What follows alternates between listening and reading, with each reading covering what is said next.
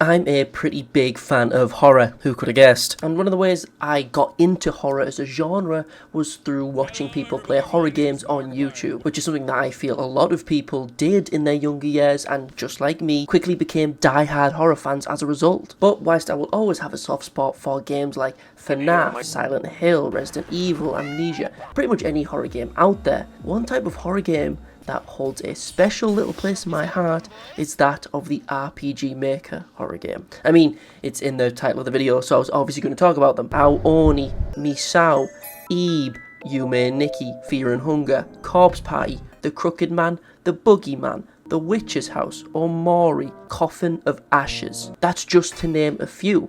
There's an absolute smorgasbord of these games, and I love all of them. Fear and Hunger, the least of which, just because I'm really bad and there's a lot to understand. Jesus Christ, does it have to be that big? But in this video, I'm just going to briefly talk about one of my favourite RPG Maker horror games that I very much enjoy. You can probably guess what it is because it's in the title of the video probably, but if this video does well, I'll talk about some more RPG Maker horror games I enjoy. So let me know if you enjoy this video below, but for now, let's get started off with this absolute classic. Misao. Bear in mind, spoilers, obviously, I'm pretty much going to go through the plot of the whole game, so yeah, spoilers beware. Plot. Misao is a pretty simple story, and a pretty simple game overall. If you've watched much anime, or read much manga, or just seen a bunch of horror movies in general, you've probably seen something with a similar plot. It's nothing too complicated. You play as a generic school student, which is a pattern for a good few RPG Maker horror games. Recently, a fellow student, the titular Misao, has gone missing. However, it becomes more and more obvious throughout the course of the game that the reasons for Misao's disappearance are her classmates. Well, it's not just because of her classmates, but the game itself goes into some very dark themes of not just bullying and violence, but also bullshit violence. So, despite the anime aesthetic as well as the limitations of the RPG Maker engine, it attempts to portray some quite grim things at times, more so in the original version specifically of the game. The Steam version of the game added some changes, so basically in the original version of the game, you kind of need to collect all of Misao's body parts to escape Misao, but in the Steam version they changed it to finding Misao's belongings, which makes more sense since the game does take a few hours to beat and you don't want to be carrying around loose organs and limbs in your pocket. It's just not sanitary. They also added a bunch of little improvements like sprites, character portraits, that sort of stuff. So if you're going to play this game, you may as well play the Steam version. But let's get more specific about the plot, okay? Misao is a game in which you play as Aki, who you can rename, obviously, but in the Steam version of the game, they can be a male or a female. This won't really change all that much beyond the final ending of the game. It'll be slightly different, but the mass majority of dialogue and stuff like that will pretty much be the same. It doesn't really affect the game all that much, but it is a nice little change. Now, Aki, or whatever you name them, is part of this class. Now, this class is exclusively filled with the worst kind of people, two-dimensional bullies. All major characters in this game, barring you and this girl who just kind of gets put in the crossfire, RIP, and this Lovecraftian creature, and this callback to Mad Father, every other named character in this game is pretty much objectively a garbage human being in one way or another. We have the stereotypical bully girl, bully boy who's just a boy, this dude who totally cares about Misao but is an absolute coward, and literally Yoshikage Kira. Oops, spoiler alert for the game, even though I just said that, and this game's probably older than you, but yeah, this dude's bad. So let's quickly go through the cast and what they did to Misao to warrant their revenge. Though I'm gonna be honest, all these characters don't have too much character. Main character Kun, you would just kind of chill with Misao, so you two don't really have much beef, but you're pulled into the nightmare version of the school anyway, because, you know, they need a player character. Toma, resident hornball and manslag, goes around being a playboy and pretty mean to Misao. He pretended to want to go out with her, just to kind of tease her and make fun of her. Pretty mean. Is it worthy of death? In my opinion, no, but damn, still pretty rude and messed up. Sao Tome, Toma's girlfriend, not really much of a character, even less of a character than Toma, but she was mean to Misao, but not death worthy, just kind of embarrassed her more than anything else. Basically, when Misao thought she was going out with Toma, she sent a big, cringy text-long poem, and Sao Tome posted that in front of the school. Pretty, you know, rude and mean. Still not death-worthy, though. Ayaka, just like you, the main character, Ayaka just kind of loses the coin toss and ends up in Misao's Twisted Nightmare Revenge School. through sheer bad luck. She has no bad beef with Misao, didn't really bully her, or really know her, but because of Misao's ghost revenge plot, Ayaka kind of suffers a similar fate to Misao, which is pretty grim, but we'll get into that shortly. Yoshino, stereotypical bully who does messed up stuff for literally no reason. It starts with the standard, hey, give me your lunch money, and taking a huge leap into organising Misao to be sent by another student. And the justification of her actions is that Misao thinks she's going out with Toma, you know, him pretending to go out with her, and Yoshino's mad about that since she has a crush on Toma, and as a result plans the attack on Misao, alongside just kicking the snot out of her, stripping her and taking photos, just like genuinely messed up and evil stuff that kind of merits her, you know, being part of this ghost revenge scheme, much more so than the main character and Aya, at least, who straight up didn't do anything. Kudo, he is literally just a bystander. He was childhood friends with Misao, but in like middle school or whatever, people teased him for having a crush on her when he really didn't, so he stopped hanging out with her. So when he saw her getting bullied in high school, he just kind of let it happen. Like, yet again, not really death-worthy, just kind of a dick move, to be honest. Like, he feels guilt about not helping her, which kind of makes him more understandable, but damn, didn't need to crush him, in my opinion. You know, it's definitely not the worst. Kurata, aka, spoiler alert, the actual villain of the story. Who could have guessed? I mean, just look at this guy. This isn't Corpse Party, where the teacher is actually pretty chill and tries to rescue the kids. Nah, this dude is, as I said, Yoshikage Kira pretty much verbatim. After the plans from Yoshino, Kurata finds Misao crying alone in the boys' bathroom. He then tries to get it on with her, to which Misao obviously rejects him. Then, in a fit of rage he has felt before, he straight up just kills Misao, cuts off her hands, and buries her on the school grounds. His name in the original version of the game was Sota.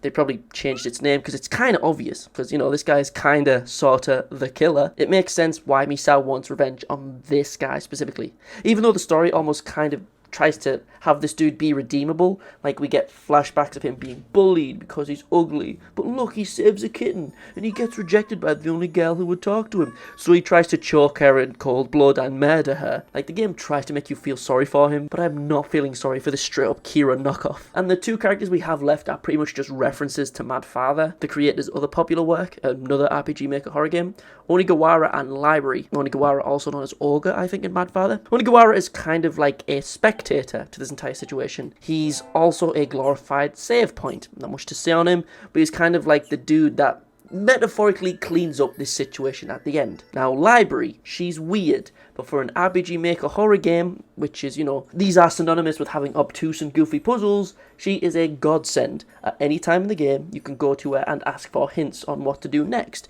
which is pretty cool. But you won't need to do that much since the game and its puzzles are relatively simple, but we'll get into that shortly. Let's put a cap on this section, talking about the roster. But to be honest, if you kind of look at this series as having a kind of similar narrative through line as 13 Reasons Why, like a certain amount of people wronging this girl, so she tries to get some form of revenge. It feels very similar. And just like 13 Reasons Why, even though that 13 Reasons Why is terrible, I don't advise you watch it, some of the 13 reasons that were given are very, very tame when compared to others. Like, oh my god, you didn't come to the coffee shop we liked anymore.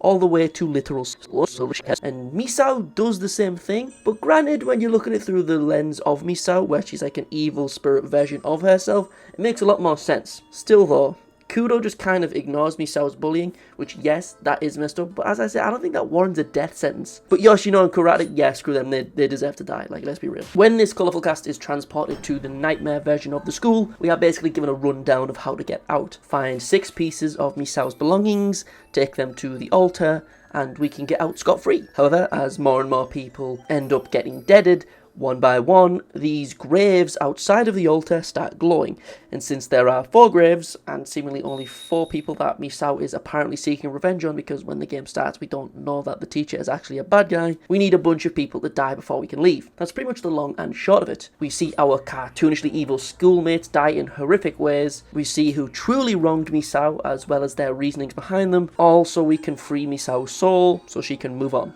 And all her victims get reincarnated as babies for some reason. I don't friggin' know, man. Overall, despite how much I yapped, we have a very simple story here with very simple characters. It is a standard haunted bully revenge plot, okay? But overall, there are 2 issues that I have with this story on the whole. Besides the teacher being the killer, being more predictable than losing the goddamn coin toss, easiest double flip of my life. Oh my phone. It has plenty of fun and gory, nice moments of horror, like hiding from monsters inside animal carcasses, as well as meeting toilet-bound Hanako-san, which is depicted quite a lot in anime culture, which is kind of neat.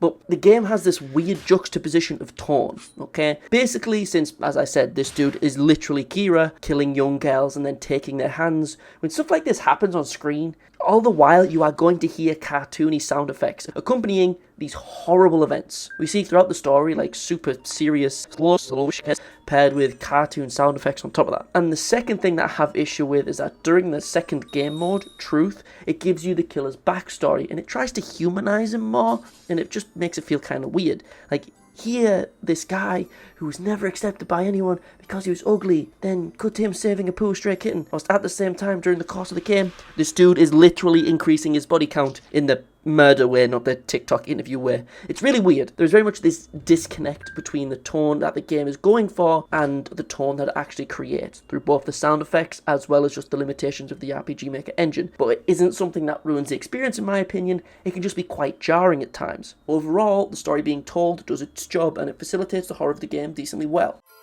Gameplay. The gameplay is standard fare for the genre, okay? Pretty simple puzzles, nothing too obtuse. It's doubtful that if you've played any similar game before, like Mad Father, Corpse Party, etc., any other puzzle-based RPG Maker horror game, you'll get through it pretty simply without a guide. It's just walking around, picking up items. There really isn't much to say on the gameplay besides one specific thing. One thing that this game does, which is very fun in my opinion, is its unique death scenes. They are this game's main form of collectibles, okay? There's over 40 unique death animations, and as I said before, this game uses cartoony stock sound effects, but this time to its benefit. So as a result of a lot of these death animations, they become hilariously slapstick. Obviously, some of them are classic horror fare to get some scares out of you, some of them are quick jump scares, and some of them are just intriguing or funny. But as I say, it's pretty fun going through the game and trying to get all of them. I've genuinely had quite a giggle at a lot of these. The game itself doesn't take long to complete 100%. I mean, I pretty much did it 100% again for the sake of this video. It took me like 3 hours at most without a guide really. The only thing I really needed a guide for was 1 or 2 deaths that I missed. But that's about it. That's pretty much all I can say about the gameplay because as I say, it's incredibly simple and there's not much to it. Miscellaneous. Some other little things about this that I really do enjoy about the game. The music is pretty dope. The song that plays at the start of the game before really hits the fan is really chill and catchy. I've probably been playing it a bunch of this video. The ambience of all the actual horror stuff is pretty dope. When you beat the game, you get to change the title screen, do some different variations, plus you get some neat artwork to look at. It's pretty wholesome. If you ignore the fact that in a lot of these images, Misao massacres most of these people. In conclusion, overall, I love Misao. Whilst it does go over ridiculously dark themes, I do feel that are a bit unnecessary at times and they're just kind of brushed over in a very weird way and goes places for shock value more so than the sake of story, and the true ending have some of the characters either reincarnate or revive just to be used in this character's next story, which was never made. It's kind of strange and unfulfilling to me. However, overall, I do think this is an absolute classic gem of an RPG Maker horror game. It isn't long, it has some good horror moments, it has very cheesy and on-the-nose writing, which I enjoy, and it's very easy to just pick up, play, and experience. So, that was Misao and my thoughts on it. So, feel free to let me know your thoughts on it below. And please feel free to tell me what other RPG Maker games you would like me to talk about below. But that being said, feels my doodles. Hopefully I'll see you in the next one. Peace.